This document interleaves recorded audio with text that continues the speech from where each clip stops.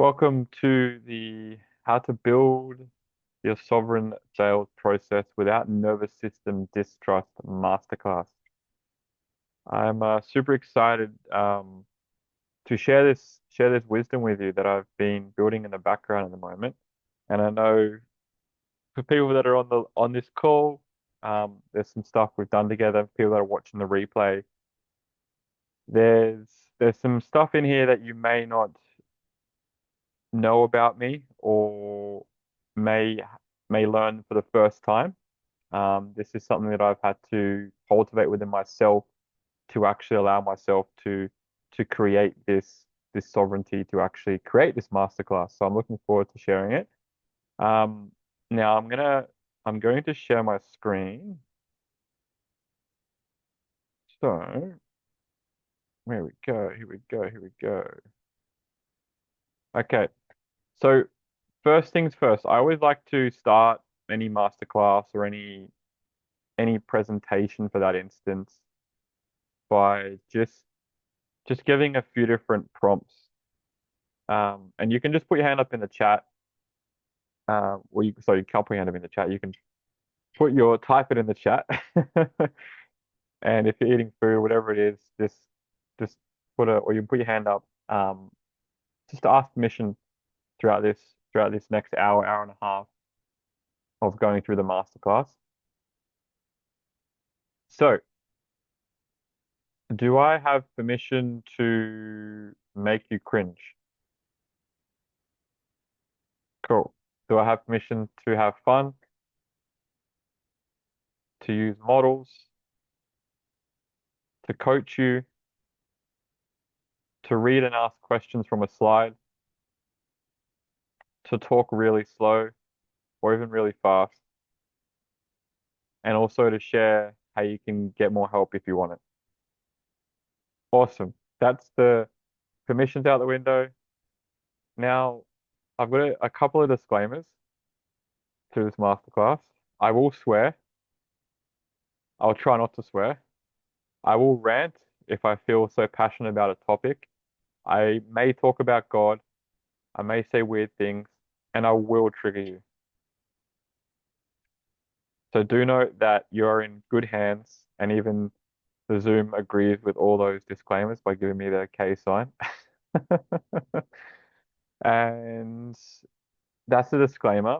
Now, the whole point of the the whole point of designing this masterclass was to give you a reference point in how to get signed clients, because generally what happens um, before anything is we want clients, yet we don't know the tools and the resources to get there.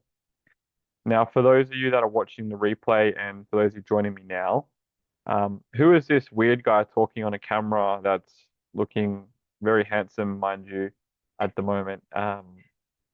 So my name is Kyal Currant. I'm a coach, a motivational speaker, but my background extends heavily in the sales environment. So I did 10 years plus working in the telesales industry, from selling life insurance, funeral insurance, not car insurance, telemarketing for several years. And then I went on to work in an actual sales environment where we learnt about the sales process, psychology behind it, why people buy, where throughout the decade of experience, I've exchanged over $1 million in phone sales, and that has accumulated to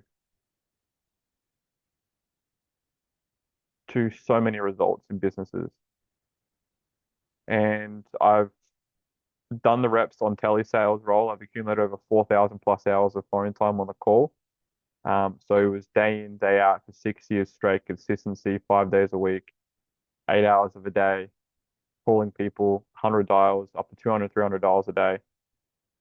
And I've been mentored by one of Australia's leading sales training company, Ryan Tuckwood. Do you know who Ryan Tuckwood is, Louise? No, okay. If you don't, check him out. He's an awesome fella. He's a great friend of mine. He's someone I learned sales off. Like, I fell in love with the sales process itself, and that's where I sort of fall in love with sales itself in general. And I am a facilitator and coach and speaker, as I mentioned earlier, and I have spoken across 14 plus countries globally and been on global summits. That's a bit about me, but what I'd love to know in the chat, or if you want to unmute yourself, is a bit about you, why you're here. And if you're watching the replay in the comments, whatever it is on YouTube, put in the comments below why are you wanting to watch this masterclass and why you're here, apart from me inviting you.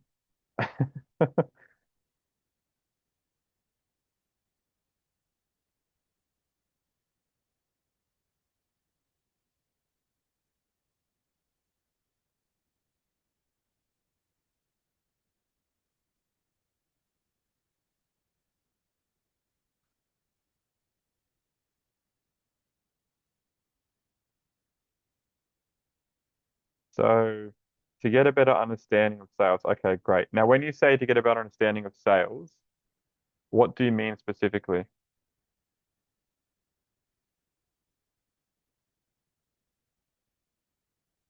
A very broad question.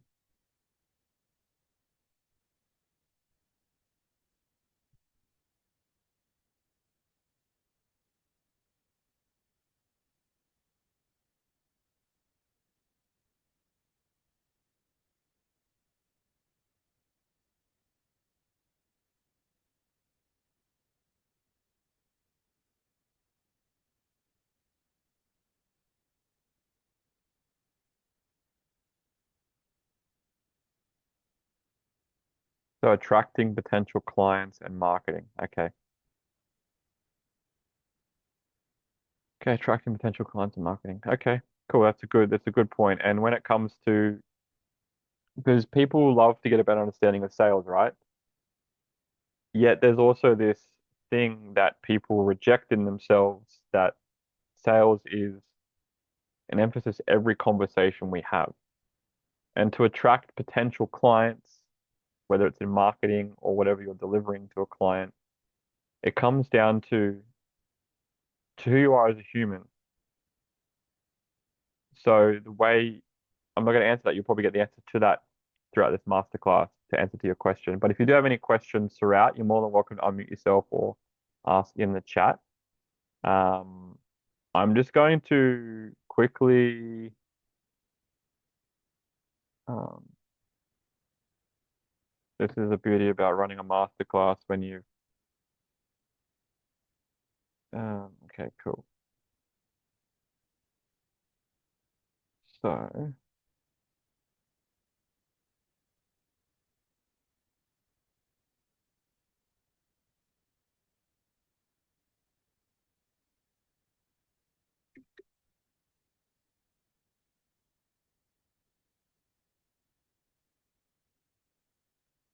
okay, I'll share my screen again.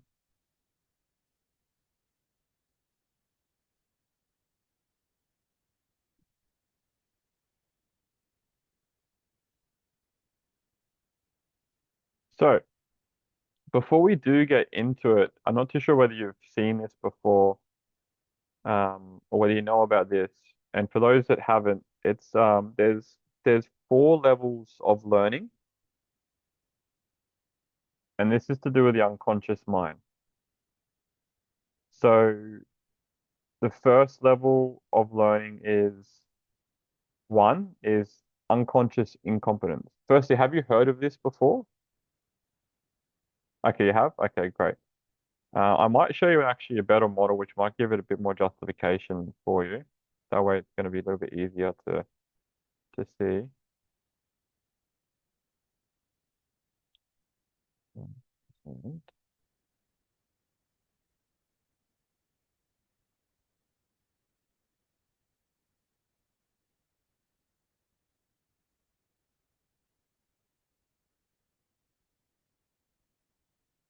Okay, I'll show. Okay, so go shift.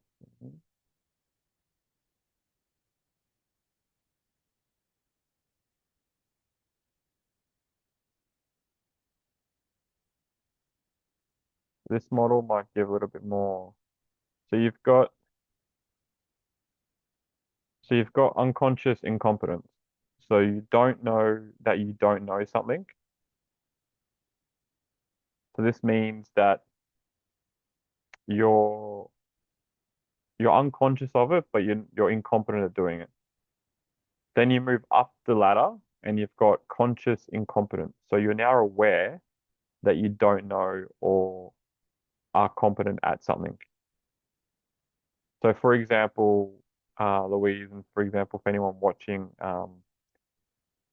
I feel like you would be at this stage right now in your sales journey.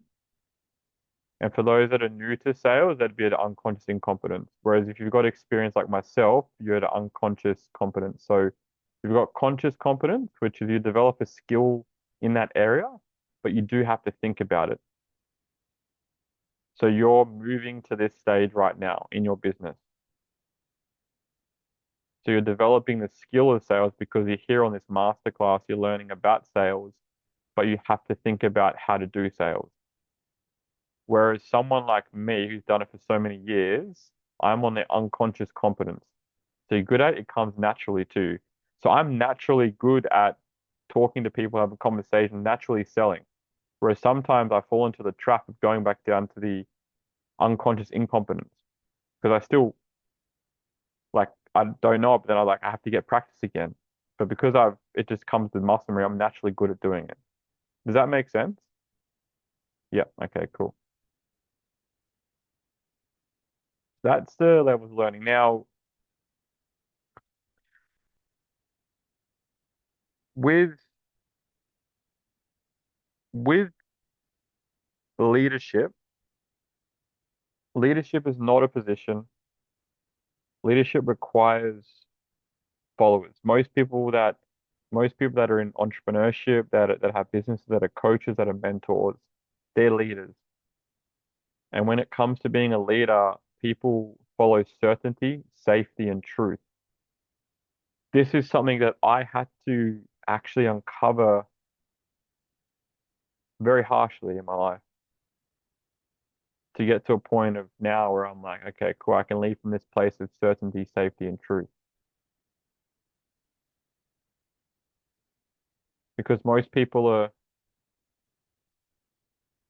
they lead, yet they sometimes lead people in the wrong direction, depending on their experiences. You only buy off someone based off most of the time it's their experiences they've lived, or you see them as a part of you in the future version of you, which comes down to the certainty they have, the safety they create in themselves, and the truth that they speak.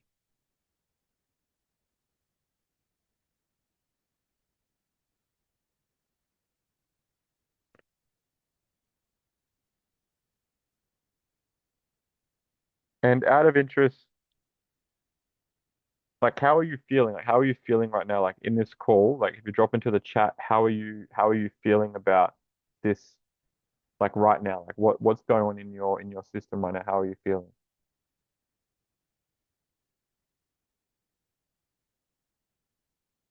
with your cat on your lap?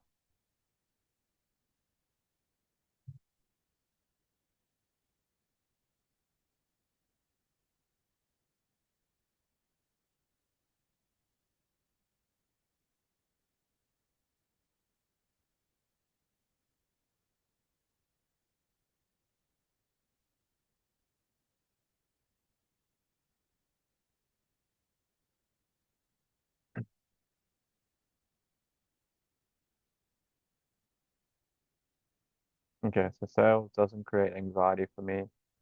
Not comfortable being a leader. Has taken a while to see myself in that way. Yeah, that's okay. It does. I was gonna say, that definitely doesn't sound like the right terminology. Um, okay, so sales does. Okay, yeah. Well, many people that are starting out in sales, it creates anxiety. It's because it's like the fear of rejection plays out, and the fear of judgment, the fear of what this person will think of me. Um, when in reality, that's what you think about yourself because they're just a reflection of you. And another part in like not being comfortable with a leader It's because somewhere along the line, when you have stepped up as a leader, there's something that's happened for you and through you. And it's good that you can see that it's taken yourself a while. Now you're seeing that you are a leader. I feel like you are a leader, Louise. And for those watching recording, like you are like a leader, like in any asset of what you do, whether you're a parent, whether you're in a workforce, you're a leader of yourself. And when you can lead yourself to certain things, to certain destinations, to clients, to people, that's in essence being a leader. And that's what creates sales.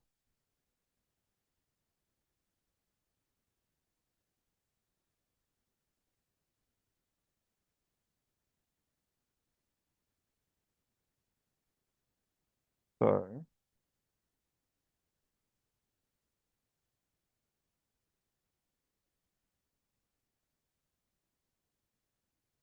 now this is when we it's like being that you said it creates anxiety for you.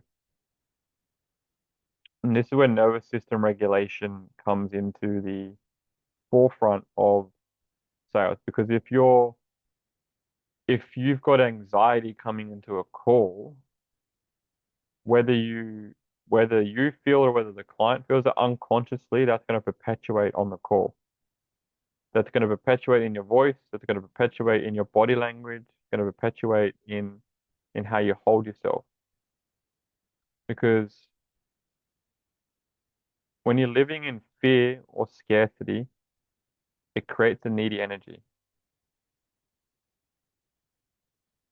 And when you are coming from that place of a needy energy, people will feel it. And this is something that I've experienced time and time again, especially in a sales environment when you're in a 9 to 5 job, whether you're hustling, whether you're grinding, that's what happens. And this will tend to lead to exhaustion and inconsistency with your sales. And without any regulation of your nervous system, it's still going to run the show, whether you're aware of it or not, because you go into a fight or freeze response.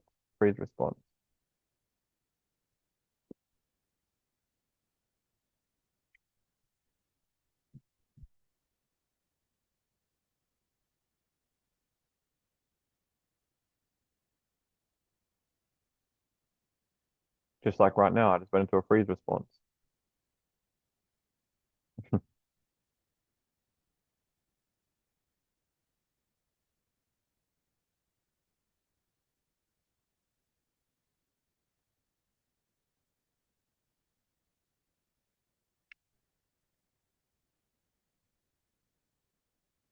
And then there's a part of the nervous system where we have like you see people online, like you see people online showing confidence, showing how confident they are, right? Confidence, underneath confidence, it can be disguised as safety. They feel safe in what they're doing. And confidence only comes with repetition. The more you do something, the more it becomes second nature for you to do it. For example, me when I was working in call centers, I would get on the phone. It like took me a good solid few months to build the confidence to keep doing the same thing. But the more I did, I saw the results at the end of it, and that created the confidence in me, the conviction in me to sell at such a higher rate than most of the guys I was working with. And I'm talking high rate as in the product, the service, the offering that we were providing the client. Because without the internal safety, inconsistency appears.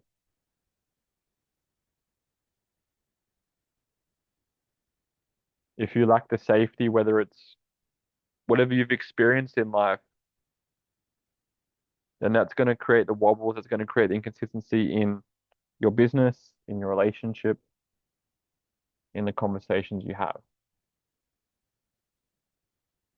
And true confidence radiates magnetism.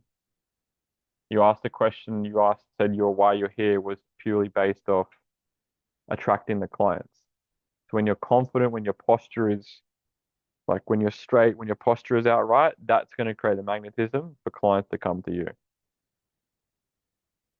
And that's what you've experienced. I know this from hearing different stories. That's what people experience.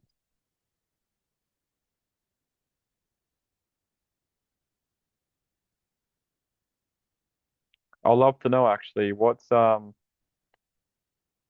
in the last, let's say 2 weeks, what is one thing you found to be have found yourself to be confident in?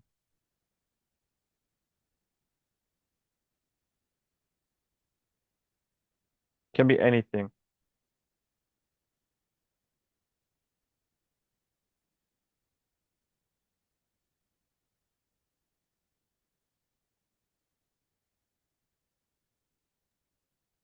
Driving my car.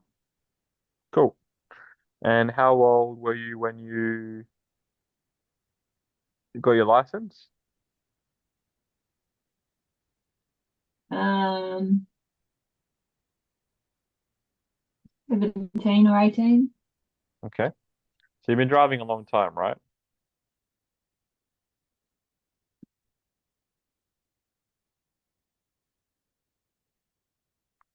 So if you're driving a car, you get a car at the age of seven, you get your license at the age of 17, and you've been driving for 20 years, you've got the confidence because you're driving a car, right? Same with sales. The more sales conversation you have, the more you're going to build that confidence within yourself. The more you ask for a sale, you're going to build the confidence. It just becomes natural to you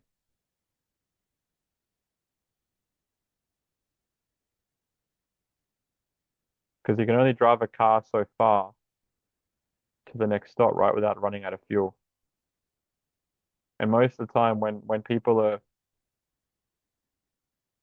are chasing the sale, when people are running from this scarcity mentality, this fear mentality, and they're chasing it, it just becomes exhausting. You're gonna have to refuel your cup up. You're gonna have to refuel your body, your engine. And when you actually tune into your nervous system, when you actually tune into regulating in a way, whether that's whatever that is for you, could be breath work, could be meditation, could be doing more inner work, you'll be able to start seeing the results from how regulated you are in a capacity that's going to build the confidence for someone to purchase off you. Is that making sense so far? Okay, cool.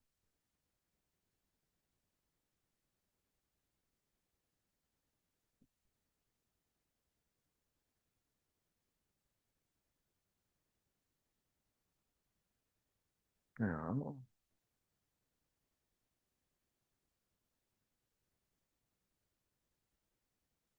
You got that level of confidence. Now, what happens so for example, if I was to post something on my social media and I told you what to do instead of saying, hey, look, I have this invitation. I'd love to know if you would like to come along. If I told you that, if I said, come along now, would you say yes or no?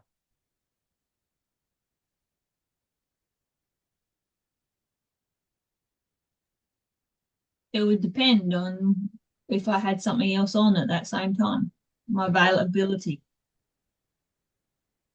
But if I said to you, well, I've got this event on tomorrow night, would you like to come? Mm. How does that feel for you? How does that feel in your body? Okay. As opposed to, come this event today, it's on tonight.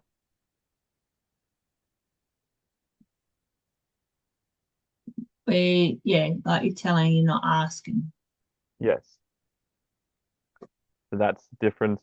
What I'm going to bring to the next point is when we invitation energy versus chasing energy. There's a difference between asking versus telling. Because when you ask for something, people will either say yes or no. When you tell someone something, they've got no option. They have to say yes. They feel like they can't get out of it. And one thing I've learned, I remember it was like there was so many weeks that I'd be making like sales would come in and up and down, but there was one week where I was just really like, why is nothing going my way? Why am I not getting any numbers on the board? Why are people not responding? And then I worked out I was actually telling them. I wasn't showing them or asking them. I would get into the call. I would then guide them towards the end, but I wasn't asking them if they wanted to do it. And because when you come from a place of sovereignty within yourself, when you come from a place of pureness, you ask, and that person will respond with how they're feeling with a yes or no. But when you're coming from a place of telling someone, you're getting them in a heightened state of a nervous system, so that you're getting them in a heightened state of arousal, which is then going to get them in a fear state instead of dropping them into their body and allowing them to come from a calming state. Which is the difference between permission instead of demanding. Because the invitation creates safety and sovereignty in that person. And the only way you can magnetize people to you is when you're authentic, when you're human, when you're real. For example, today I was dealing with some stuff about my event tomorrow, my 1 day event, and I had a mate come over and he just shared with me we just had a conversation and I was feeling shit. I was feeling absolutely terrible.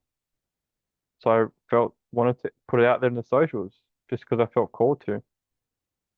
And by me sharing that, my struggle, what was going on, I had 3 people reach out and say they've come along. Just by me sharing what was going on for me. Because that created a level of safety, that also created a level of permission within themselves to ask and to say, I'll come along. That's magnetism. Does that make sense? It's very raw, very true, but it was very alive for me. So when you share from that place that feels alive, that you feel like you don't want to share, it's probably the thing you should share. But also discerning yourself from whether it's in alignment with your ideal client.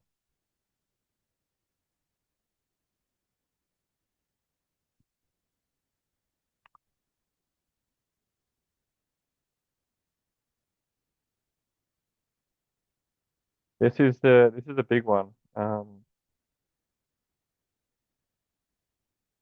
Holding boundaries. Have you ever had someone express something to you and then you haven't set the boundary whether they should share it or not, based off how you're feeling?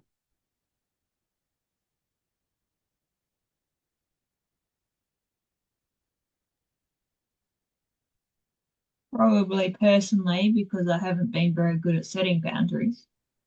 Hmm. So they tend to overstep the mark then. Yeah, that's a big one, which comes down to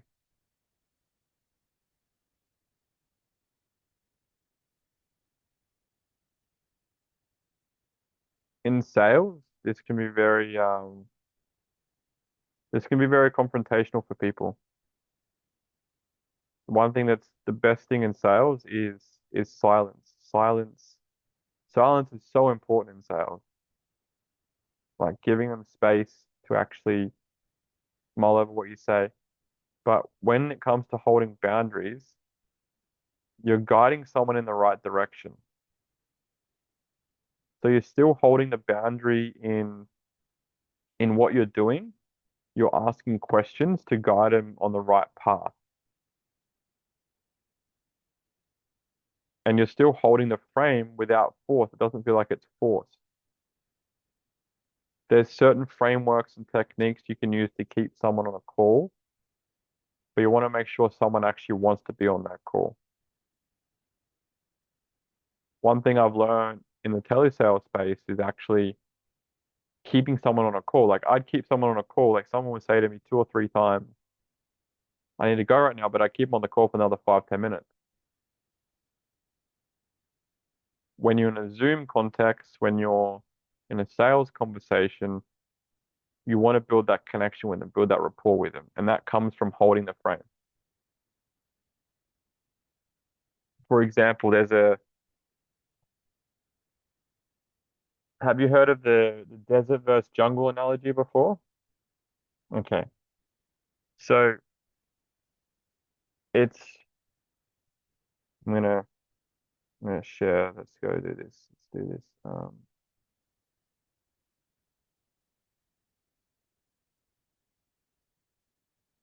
So we've got the desert versus, can you see that? Can you see my screen? Yeah, okay, cool. So you got the desert versus jungle. So let's just say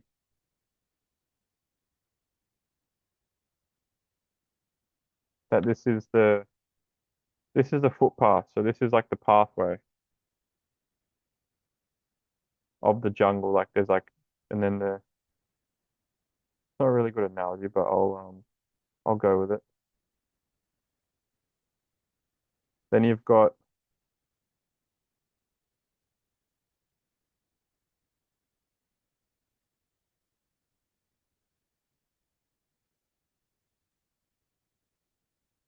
so this is a track. This is the track you're walking through. Let's say you're into a forest. This is the desert,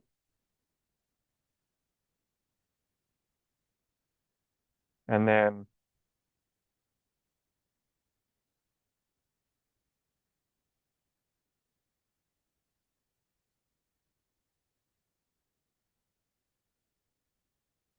this is the jungle. So when you're guiding someone, you want to make sure that you're always on the line of sail. Have you heard of a guy named Jordan Belfort? Wolf of Wall Street? Yeah, so he's the guy that Wolf of Wall Street. This is similar to his framework. So you want to make sure someone's on a line of on the actual straight line on the pathway to where you're taking them. And when you start talking about stuff that has nothing to do with the sail, like you're putting someone in the desert, you don't want to guide them to the desert. You want to guide them into the path where they need to be going. And the jungle, you've got the jungle. So when someone's too far in the jungle, they're just lost, right? Yeah. Dessert. I think I'm hungry for dessert. I forgot. It's, I should have said a prerequisite. I will fuck up as well. Desert, yes, desert. So if you guys somewhere, if you're in a jungle, if you go too far in the jungle, you're gonna get lost, right? And then if you go too far in the desert, you're going to be stranded. Whereas you got to find a clear pathway. And sometimes that pathway can actually be following the sun, or sometimes that pathway can actually be following where your heart is. So if you feel like someone on a call or someone that you resonate with online or whatever it is someone you feel called to work with, you want to do everything in your power to make sure you're the guide to guiding through that pathway, not putting them in the jungle. If they go on a tangent, bring back bring back where they are. So holding the boundary of the call. Hey, look, I appreciate what you're saying, but we're talking about this right now. Or acknowledging what they're saying and then bringing them back to the center of the call or why they're on the call. Does that make sense? Any questions around that?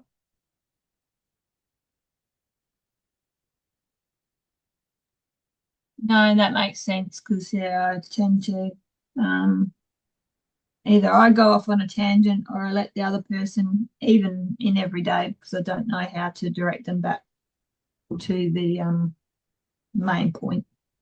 Yeah. So I think it's just being intentional with the conversation that you're having. And that's why I say to people, sales is like every conversation you have is a sales conversation. Whether you like it, whether you don't like it, there's some form of a sales capacity in that. It's like who will agree at the end of the conversation, who will disagree, who will walk away, whatever it is. That's that analogy.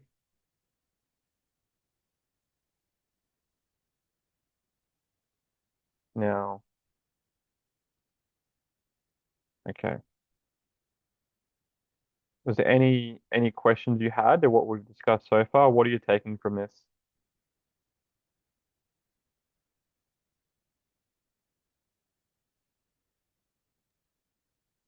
Yeah, well, I hadn't heard of that analogy before, so that's just a different way of looking at things. Um, yeah, in regards to keeping the person on track. Um, yeah, As in you've heard, it was the first time you've heard of that analogy? yes. Yeah, okay. There's different metaphors out there that come through, but I I think that's um pretty simple thing to utilize. Um,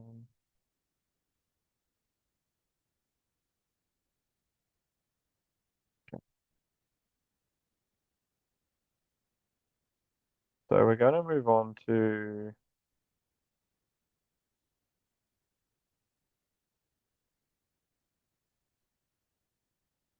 there's a there's actually a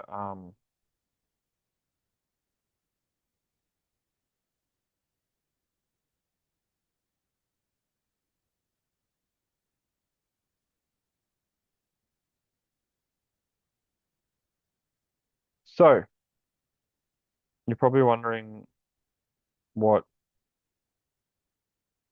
the process would be from here. So basically, this is what I've come up with a framework that allows you to build trust, to build safety in your nervous system, to build connection is the sovereign sales process. So it's firstly attracting them, and we something had a question around like what you're here for is like attraction. Okay, so what would be one way you could attract your ideal client?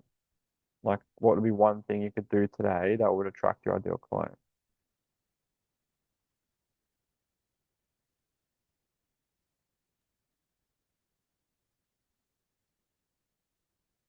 Have like something that does attract them. So whether it be some sort of freebie that gets their attention, um, that they would like. Uh-huh. And how would you connect that with that person?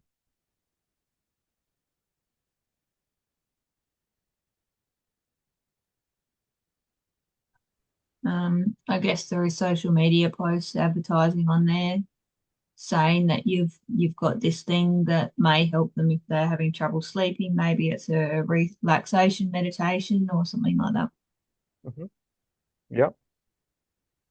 And would there be a way that you would qualify them?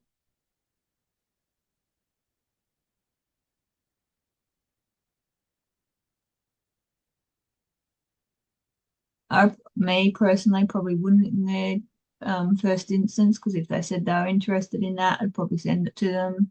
But then you could ask questions about why they might be having trouble sleeping. Is it how long has it been going on for? Is it they're particularly stressed at the moment? If it's someone that's a new mother, then or they've got issues with the sick children or something, then the children will be waking up. So there could be multiple reasons why they're not sleeping properly. Yep, cool. And then an invitation from there, be like, okay, so would you like to sleep better? And they'll say either yes or no. And then you'd be like, okay, cool. So if I could support you in and giving you some resources or some tools to help you sleep better, would that be good for you? Would that feel good to you? And then they say, yes, great, that's the close. That's essentially the sale. So you want to build the attraction, whether it's a lead magnet, whatever it is, connect with them, see how they are, and then qualify them. Now, if someone says they're interested, sure, they said they're interested, but it doesn't mean they're going to buy. Just because someone says, oh, I'm interested in your breath work, or I'm interested in your product or service, or getting a massage or whatever it is, doesn't mean they're going to buy. You've got to get that call, you've got to create the qualification for them to want to purchase based off the questions you ask them. And when you ask powerful questions to someone, they will get the awareness within themselves to qualify themselves, which which then we have a conversation with them. And then we invite them and then we close them.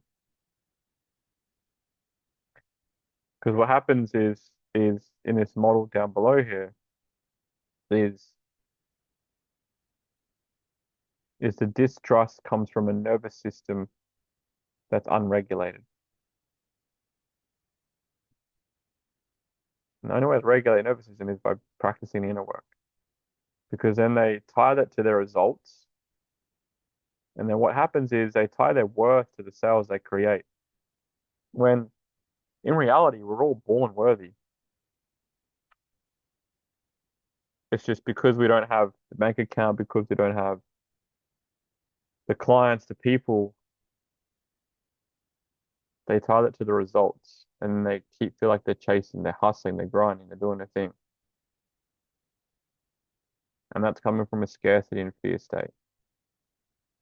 Now, when you can alchemize this trust with awareness, you can become present to yourself, to where you're at, to the prospect, and you can also regulate yourself enough to hold the frame in that sales conversation.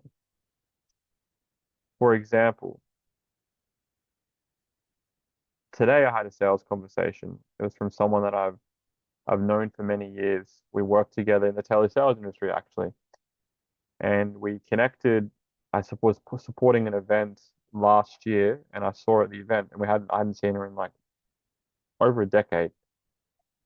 And then it was like, oh hey you, good. And then we end up just connecting online, and then we just opened a conversation, had a 50-minute chat on the phone, and we had a sales conversation today.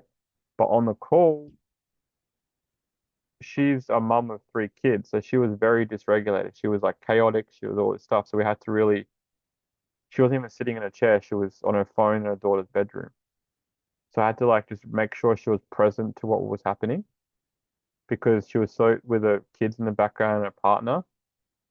So that was me allowing the awareness to come within my nervous system to regulate myself to hold the frame of the call. And by the end of the call, she wasn't able to give a decision on the spot, but she's going to let me know tonight. But because I was present enough with myself and allow her to be present, that allowed me to be regulate my nervous system. She regulated hers, and I held the frame of the call. And when you can alchemize the distrust, the awareness, you fall into sovereignty. Because when you invite people in that energy, when you invite them coming from your own regulated place, there's no attachment to the outcome. There's more trust in yourself. And that's when you begin to create this magnetic presence.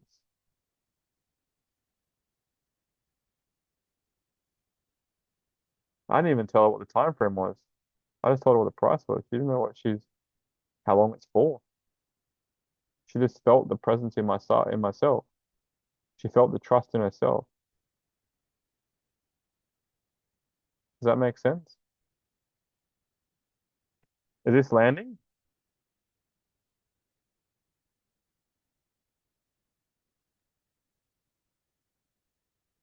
Uh, yeah, it does. Although I'm not sure, like you were talking about how the person qualifies themselves, Hmm.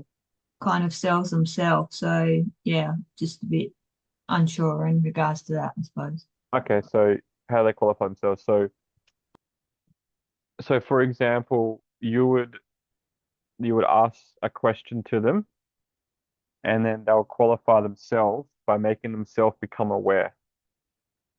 So when you ask like maybe one or two questions, you open them up to actually sharing that. So when they share with someone in front of them, you're like a sounding board. So whatever they share is going to bounce back off you and then hit them. So it's like this energetic exchange of like you're just there to hold space. You're just there to hold the frame for them. So when someone qualifies themselves, they're just sharing what they want for themselves and they see you as a reflection in that. So I just sold to what she said to me. I just said to her what she said back to me, and then she felt that presence and she sold herself into what it was. I had to increase her level of her level of safety in herself to make that decision. But she made that decision of like, I'll get back to you tonight. Because she told me what she wanted, and what she wanted was true for her, and I just reflected back what she wanted. So she sold herself. Does that make sense? Yeah. So all you have to do is ask two or three questions, and if they feel like there's something there, well then that's when they can sell themselves back to you. Or you say, why was this like? Why do you think this would be good for you? Like, why now? Why this process? Why me? And then I'd be like, oh, well, because you know me, because I've experienced you before, because we've known each other for a long time. You know the party days, you know how chaotic I am. That was what was happening on the call. She was like, you know like, how far I can get, like all this stuff, because I built a level of trust with her before jumping on the call with her.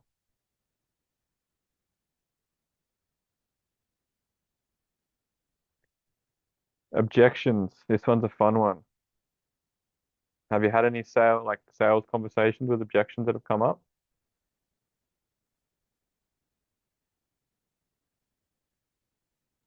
I've only really had one, maybe two. So yeah. And what's the objections that have come up? Um, Generally time and money, main ones, and they're the ones that I use myself. Time and money. Okay. Yep, there you go. That's yeah. I remember one of my first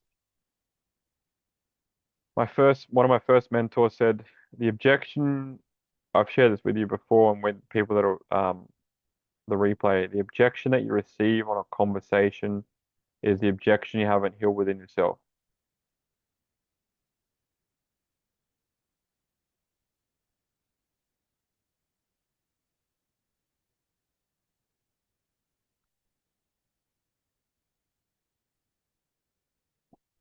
Because objections are a normal part of the sales process. You're going to receive them. And don't take objections personally. Many people will give you a fake reason, a real reason. They'll give you the fake reason first before the real reason. And as I said, the objections you receive most often reflect the unhealed parts of you.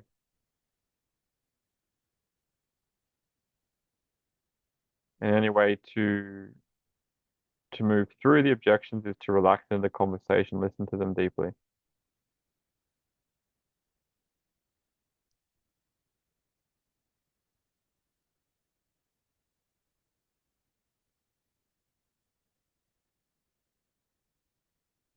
And how do you go when it comes to re-engaging someone?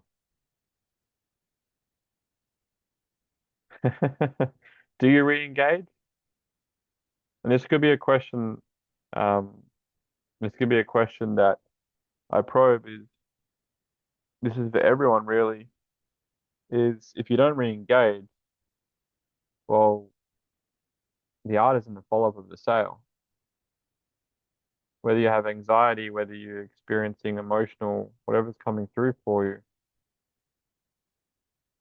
the re-engagement is the most important part.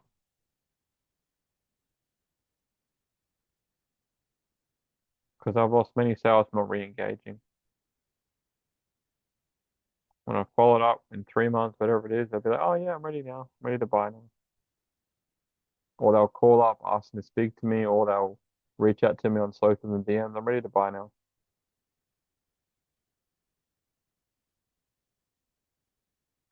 And the biggest thing I can suggest with re-engagement is being real and authentic to the person. Checking, oh hey, how are you since we last spoke? I know you were going away or something. You were seeing some family. How you been? They'll respond with where they're really at. And I find using voice notes instead of call messages is better. Like actually like them hearing you, which has been my biggest thing, is especially in the messages. Like if I've known the person for quite some time, I'll politely ask them in the voice note, I'll be like, hey, I love to work with you. And that has led me to multiple conversations that I've had. Only if I've known the person for a period of time or I met them at an event. That's what I said to this lady today. I was like, hey, on the messenger, I was like, hey, I really love to work with you whenever chat. She's like, yeah, sure, cool. And people will tell you another conversation the other day, I was like, love to work with you. And we jumped on a call and he's like, so is this like you wanna coach me or I coach you, or is this like a collaboration? What is it? And I was like, well, look, it's I want to coach you. He's like, no. Straight up he said no, but then he's like, I'm open to the conversation of collaboration. What does it look like? So you want to reference the previous conversations genuinely, like that you've had with each other?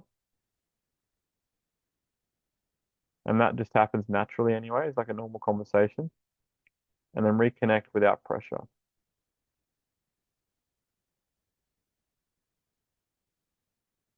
And that can look like just sending them a hello, how you going? What's going on for you?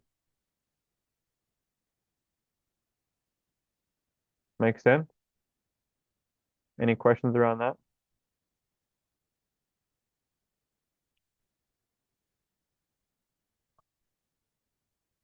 Wow, I'm really thirsty. Okay. I'm loving this, by the way. I feel so good sharing this information with you and with everyone with the audience.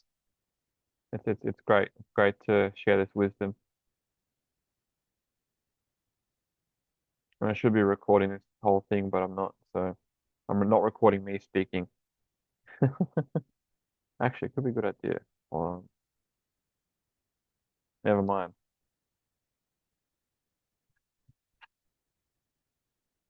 Oh, that went way too big. Not what I wanted. We got that one. That one. Cool. Now, with um many of sales conversations, people tie their self-worth, as we discussed earlier. They tie their self-worth to outcomes, and many people carry a worthiness wound. See, your worth has never, ever changed. Your worth has always been there. When someone says no, it's often a not right now. The best salespeople, the best entrepreneurs, the people that are making seven, eight, nine figures, expect the no. You're going to receive the no. How much can you challenge yourself to receive the no? Because out of the DMs you send, out of the phone calls you have, out of the Zoom calls you have, you're going to receive no's. And it may take a few calls until you receive a yes. But the art of attracting clients, the art of building a process that allows you to get the signed clients is by doing the reps and is by actually showing up in your truest, authentic self. Now, what I mean by follow up with care and sovereignty. So knowing that sales is a very um is very sacred because if someone's going to work with you, you want to make sure that they know like it's a sacred journey. Because if you think about back in the day, the caveman days when men would go and hunt their food, they would always ensure that their person was, or they would always ensure that their family was with care. Like they were caring for their family. They were hunting the food. They were trying to get the sale. The sale was the food. Was killing the animal, getting the food. That was very sacred to them. They had to hunt the right animal to make sure they fed their family, and they got to share that with their family. So treating sales is like a sacred place to choose people wisely.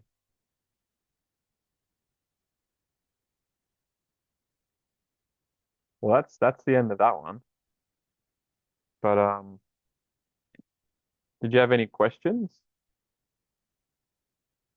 No.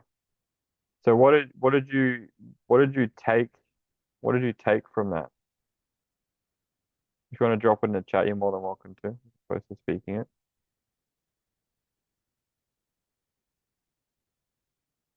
Very quick.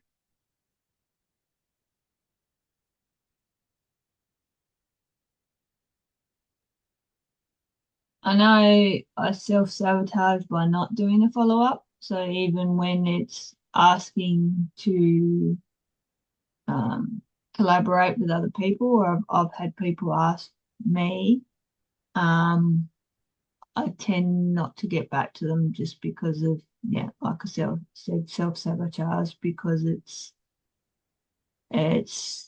feels uncomfortable. Mm.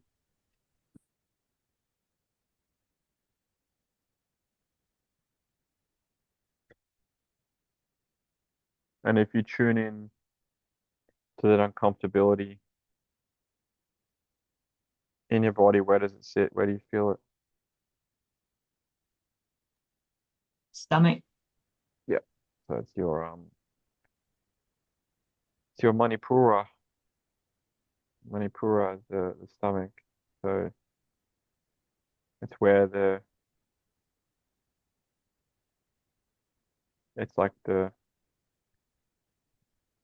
around this it's your like core area, core strength. Like you feel this sensation like, oh, feel guilty for asking someone to work with me,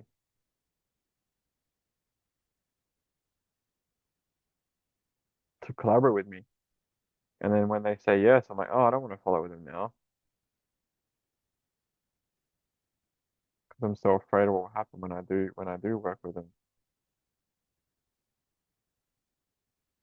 And that can stem from many different things, many different layers that can stem into. Most of the time though, it's it's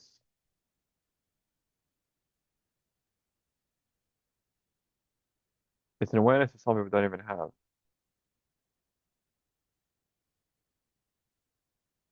I know for me, the self-sabotage has kicked in. I've only realized with patterns that I've been playing out in relationships is I can be anxiously avoidant. I can be avoidant. Yeah. And I wasn't aware of it until I played in a relationship.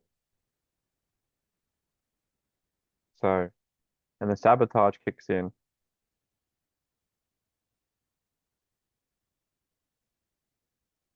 and everything else. Like, oh, what is this? But I get to choose to go deeper in it and heal it and work through it. Why is this coming up? I always ask my question, why is this coming up? What am I really, really afraid of?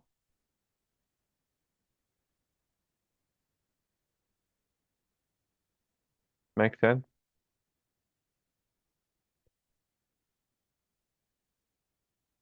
what did you what did you love about tonight's masterclass?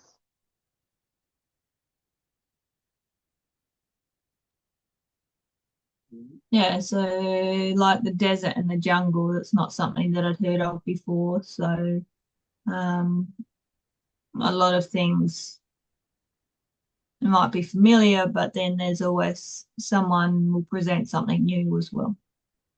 Yeah, cool. And that's an old school technique. Like that's if you look up Jordan Belfort, straight line persuasion, that's an old school technique.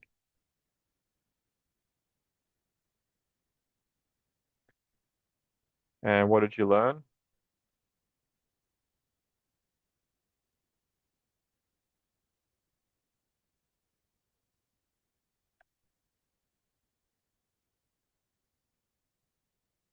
I don't know, I'd have to see the slides again.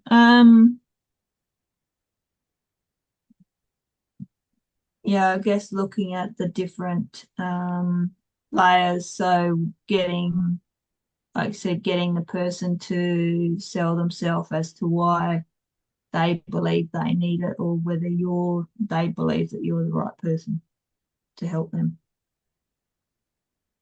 Yeah. And also if you feel like you're the right person to help them, you will do everything in your power to support them. It's like knowing that you can hold that frame. Okay, what do we need to do to make this happen? But it's allowing them to have a safe space to be able to express that. Like you relay questions back to them and they're also selling them back to you.